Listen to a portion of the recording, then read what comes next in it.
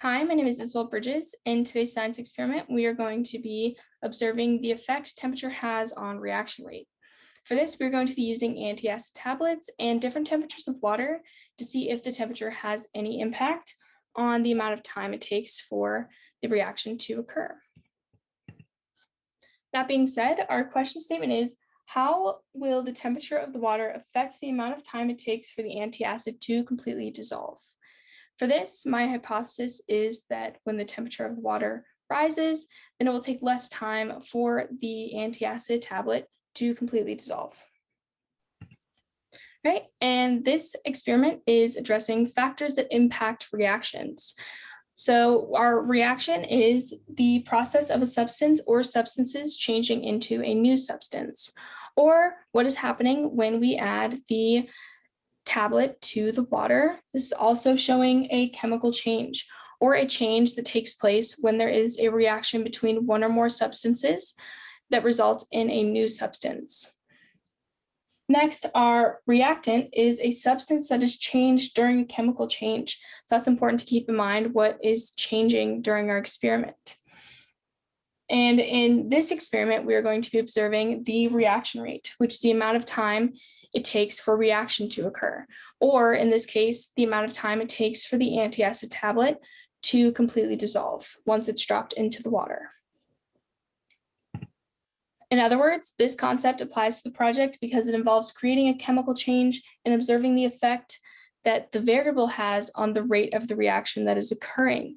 So we are observing the chemical change that is happening when the antacid tablet is dropped into the water, and we are observing the amount of time it takes for the reaction to occur, or for the two substances to complete their chemical change and form their new substance. Now let's look at our variables. We have our manipulated variable, which is the temperature of the water. This is the variable that's going to be changing throughout the experiment. So we have our three temperatures of water, which is going to be hot, room temperature, and cold. So that is the variable that is going to be different throughout. And we also have our responding variable, which is the variable that we are going to be observing. We want to see what's happening when we make a change in our experiment. And our constant is what's going to stay the same the entire experiment, which is the amount of water and the amount of antacids that we're dropping into the water. So our amount of water is going to be 118 milliliters, and we're dropping one antacid tablet into each 118 milliliters of water. That is something that is not going to change throughout this experiment. And our materials are a thermometer, a stopwatch, 30 plastic cups, 30 antacid tablets, 3,540 milliliters of water, a measuring cup that measures in milliliters, a container that can heat and cool water, or that we can use to heat and cool water in, and a refrigerator or freezer for our cold water. We also need a way to heat water or a hot water source. And lastly, we are going to need a marker to label our cups. That being said, it takes us to our procedures to do our science experiment. We're going to start with cold water, and the steps for this experiment are: step one would be to gather all of our materials, and we want to get it ready to get everything started. And step two is label the 10 plastic cups using the marker. And we want to label the cold water trials as C1, C2, C3, and so on. Just making sure that each cup has the C and then the number that is the trial number, so we can keep track of which one is which. And step three is to measure out our 1,180 milliliters of water and pour it into the container that we can put in the refrigerator or freezer. And then we need to place this container in the refrigerator until it reaches about 10 degrees Celsius. And we want to measure that it is 10 degrees Celsius using our thermometer, which is the next step. And then we need to measure out the 118 milliliters of 10 degrees Celsius water and pour it into our plastic cups. After this, we're going to drop our antacid tablet into the water and start our stopwatch. And this is important. Once the antacid tablet has completely dissolved, we are going to stop our stopwatch and record the time on our data chart. And we want to make sure that the tablet has completely dissolved so we can be as accurate as possible for the amount of time that it takes for the reaction to completely occur. And the last thing is that we're going to repeat steps 5 through 8 9 more times, or we're going to do this for all 10 trials. And it's pretty similar for our room temperature water, except we don't have to put it in the refrigerator. So again, we're going to gather our materials, label our cups, measure out our water, check that the temperature is 25 degrees Celsius and not 10 degrees Celsius, because this is our manipulated variable, the variable that changes throughout. So we're going to change our temperature of the water. So it's important to adjust the water temperature if needed. If you're getting it out of the sink, you need to heat it up if it's too cold, or cool it down if it's too warm, because we want it to be right at that 25 degrees Celsius. And we're going to measure out 118 milliliters of our 25 degrees Celsius water and pour it into our plastic cup, just as before, except with different temperatures. And then we want to drop the antacid tablet in there and start our stopwatch, and then stop the stopwatch once it has completely dissolved, and record our time in seconds. And again, repeat these steps until you have conducted all 10 trials for our room temperature water. Again, it's very similar for the hot water, except we are going to be using 40 degrees Celsius water. And so again, get your materials, the plastic cups, label them, and pour it into a container so we can heat the water to 40 degrees Celsius. Unless you have a way to heat the water, or unless you have a hot water source that is around 40 degrees Celsius, then we're going to need to put it in a microwave or put it on the stove to heat that water up. And then again, we're going to measure out 118 milliliters of our water and drop our antacid tablet in there and start our stopwatch. When our tablet has completely dissolved, we're going to stop stopwatch and record our time in seconds and complete 10 trials of the hot water. All right, I am going to go to the counter and demonstrate what a trial would look like. All right, as you can see, I have gathered all my materials to get started. I'm going to demonstrate one trial of the room temperature water, and I have my water that is measured 25 degrees Celsius, and I have my measuring cups. I'm going to start by labeling my cup with R1, since this is the first trial of the room temperature water. Next, I'm going to measure out room temperature water. I need 118 milliliters. All right, and I'm going to pour that into. Next step is to drop the antacid tablet into the water. And get your stopwatch ready before you do that.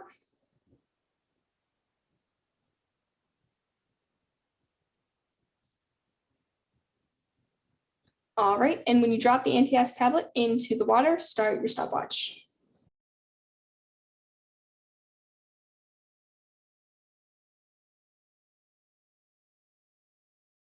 Okay, now that we've reviewed how the experiment is done, let's take a look at the data we collected.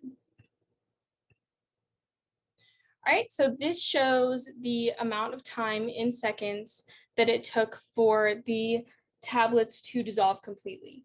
So we can see that the average time in seconds it took for the cold water to dissolve the tablet was around 119.1 seconds, and the average temperature for room temperature water, or the average time for room temperature water, sorry, was 62.7 seconds. And lastly, we have hot water, where it took 34 seconds for the tablets to dissolve completely and for the reaction to complete. All right, this slide shows us the median, mode, and range of the three temperatures of water. And we can definitely see here, as per the last slide as well, that there is a decrease along all of these columns. And if we take a look on the last slide as well, we see that the time average decreased as we increased the water temperature. Right, and looking at our graph of the seconds, so we have our reaction rate in seconds and the temperature of the water. So when we graphed our average, we can definitely see that there is a decline in the amount of seconds that it took for the tablet to completely dissolve and for the reaction to complete.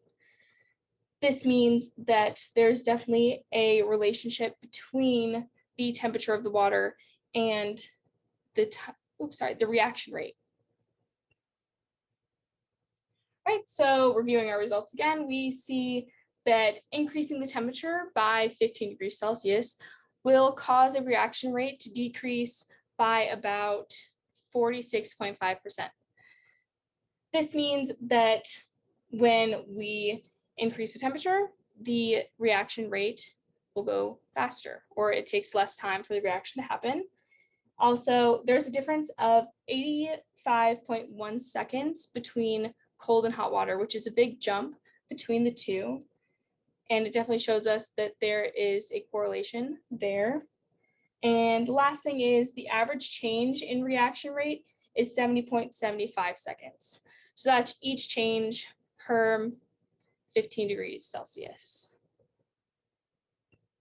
Okay, and in conclusion, based on the data collected in the bar graph, increasing the temperature of the water decreased the amount of time it took for the reaction to occur.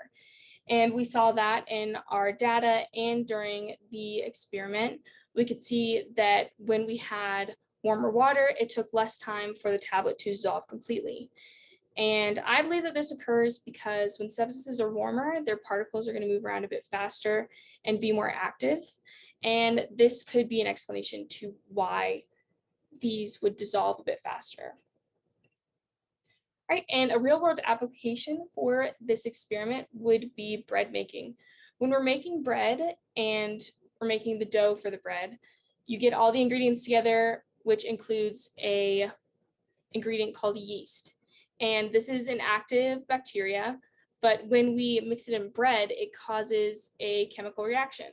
So when we finish the dough and we need to let it rise, we cover it and put it in a warm place, because when we put it in a warm place, the dough is going to rise at a faster rate. And there are a lot of bakers who put their bread in the refrigerator to slow down that reaction time and slow down the amount of time it takes for the dough to rise. So this could be a definite real world application for this experiment and this concept.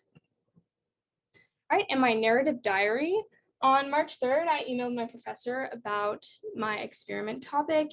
And on March 26th, on March 15th, I got the okay for the topic from my professor.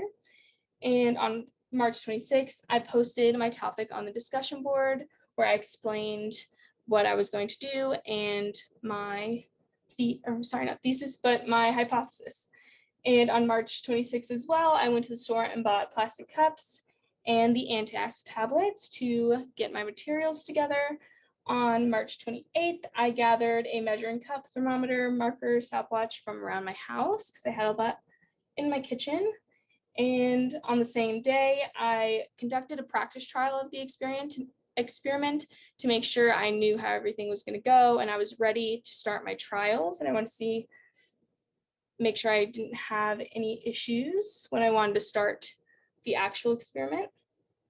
And on March 29th, I did 10 trials of each temperature of water by dropping the tablet into the 10 cups of water, depending on their temperature. And on the same day, I reviewed the data, found my conclusion, and recorded the real world application, which was bread making. Right, and that is it for me. Thank you all for watching.